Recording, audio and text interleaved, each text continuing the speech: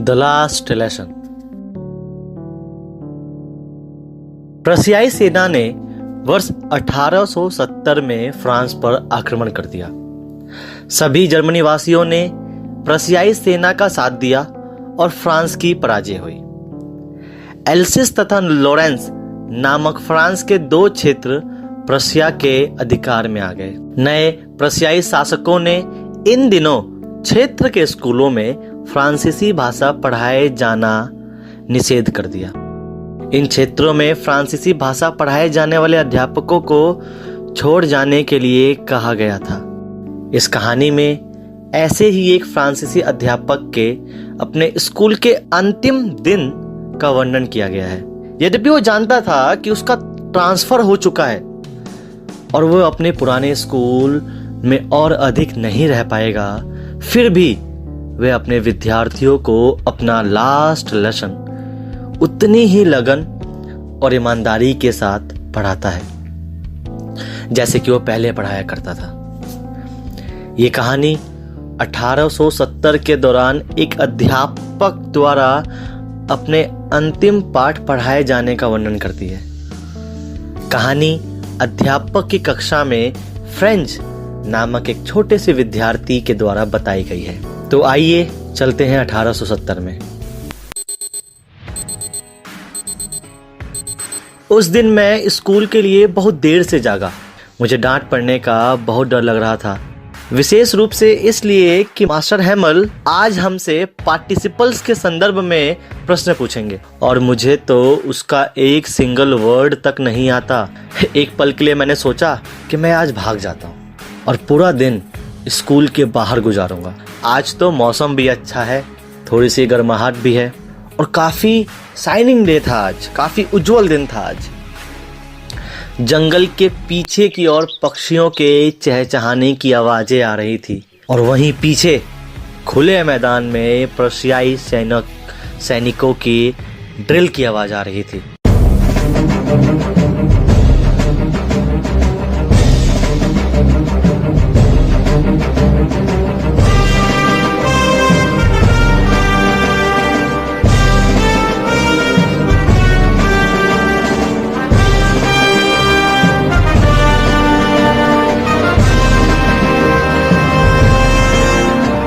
क्या करूं यार, स्कूल बंक करूं या स्कूल जाऊं? छोड़ना यार, स्कूल चलते हैं। चल ठीक है, स्कूल चल लेते हैं। ये सब मेरे मन में आते हुए मैं स्कूल की तरफ बढ़ा।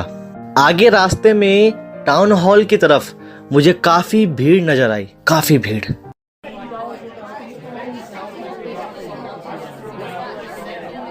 पिछले 2 वर्षों से लेकर हमारे सभी बुरे समाचार वहीं आ रहे थे। हारी गई लड़ाई के समाचार, अनिवार्य सैनिकों के भर्तियों के समाचार, कमांडिंग ऑफिसर के समाचार।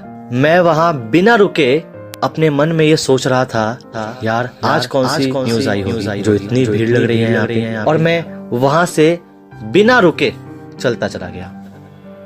तभी पीछे से एक लोहार की आवाज आई और उसने मुझसे कहा, Don't go so fast. You'll get to your school plenty of time. मुझे लगा वो मेरा मजाक उड़ा रहा है, पर कोई नहीं। मैं उसकी बात को इग्नोर करता हुआ बहुत तेजी से, बहुत भागता हुआ स्कूल के बाहर पहुंचा। मैं थक चुका था यार। इस समय जब स्कूल शुरू हुआ करता है तो काफी चहल पहल की आवाजें आती हैं जो गलियों तक सुनाई देती हैं, लेकिन आज तो स्कूल शांत लग रहा था।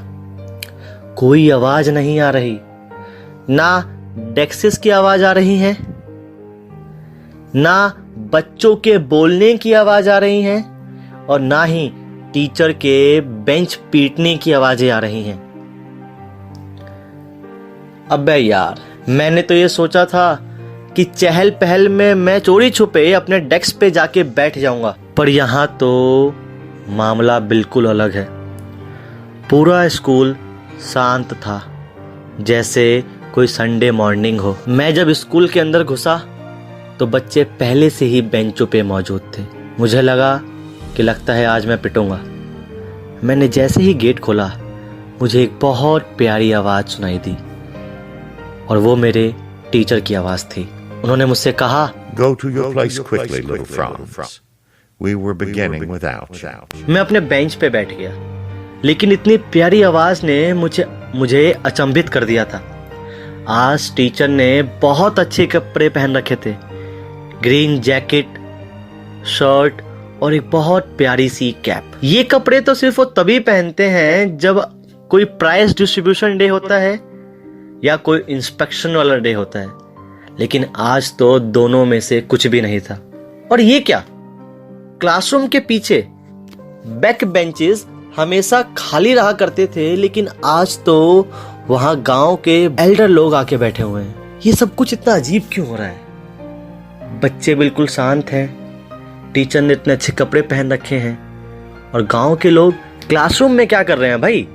मैं ये सब सोच ही रहा था, तभी टीचर की एक बहुत प्यारी आवाज आती है और वो कहते हैं कि My children, this is the last lesson I shall give you.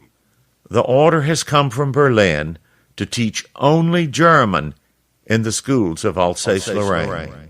The new master comes tomorrow. This is your last French lesson. I want you to be very attentive. क्या लास्ट लेसन मतलब? अरे यार, मैंने तो आज तक अपनी French language का एक वर्ड तक नहीं सीखा। मुझे तो कुछ लिखना भी नहीं आता, और आज मेरी आखिरी क्लास है। नहीं यार, मुझे कितना दुख हो रहा था मैं बता नहीं सकता। मैं हमेशा क्लासरूम में कहीं और ही ख्यालों में खोया करता था, या फिर क्लास को बंक कर दिया करता था। मुझे क्या मालूम था कि एक ऐसा वक्त आएगा कि मैं अपनी फ्रेंच लैंग्वेज की आखिरी क्लास ले रहा हूँगा।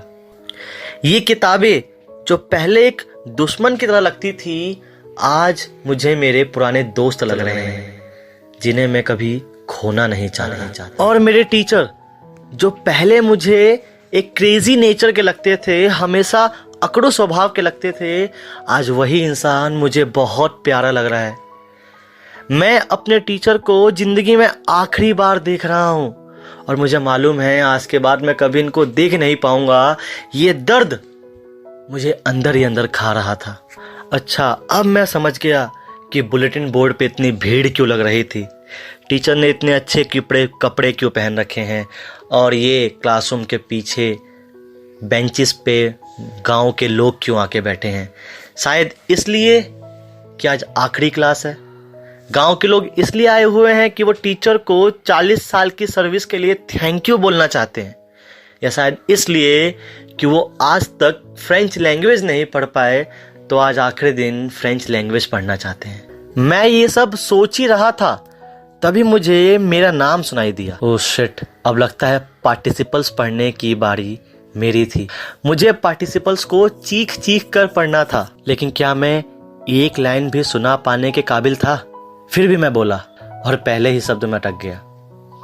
मुझे लगा कि शायद अब मैं पिटने वाला हूं, लेकिन टीचर ने बड़े ही प्यारे शब्दों में मुझसे कहा, I won't scold you, little Franz. You must feel bad enough. See how it is?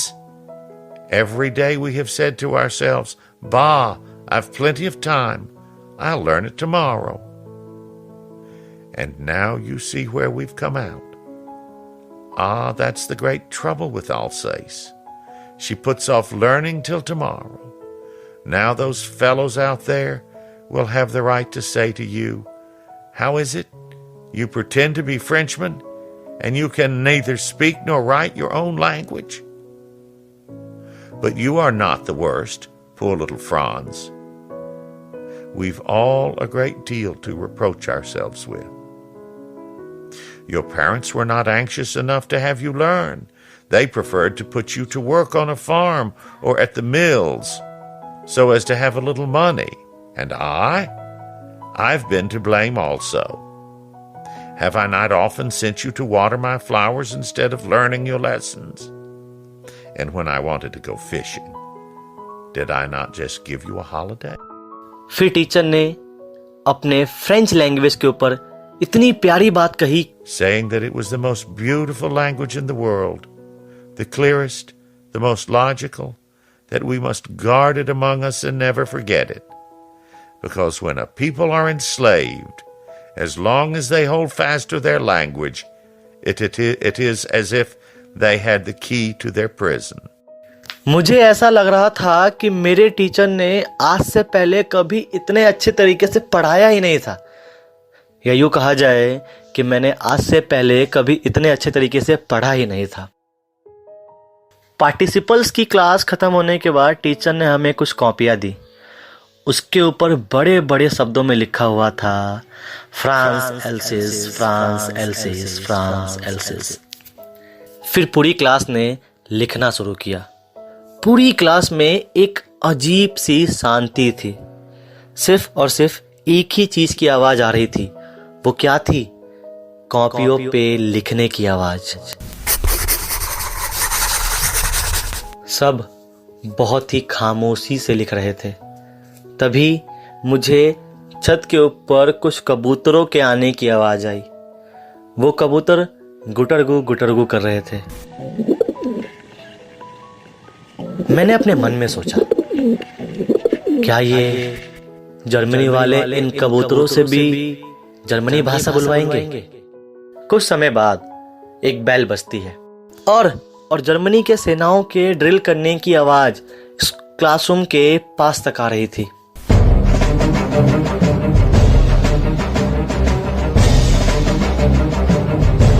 Master हैमल पीछे मुड़े और उन्होंने चौक उठाया और बड़े ही ताकत के साथ ब्लैक बोर्ड पे बड़े बड़े अक्षरों में लिखा, विवा ला फ्रांस। फ्रांस हमेशा आजाद रहे। और उन्होंने अपना सर ब्लैक बोर्ड की तरफ रखा और बिना मुड़े ये इशारों में कहा कि क्लास खत्म हो गई है और आप सभी लोग जा सकते हो।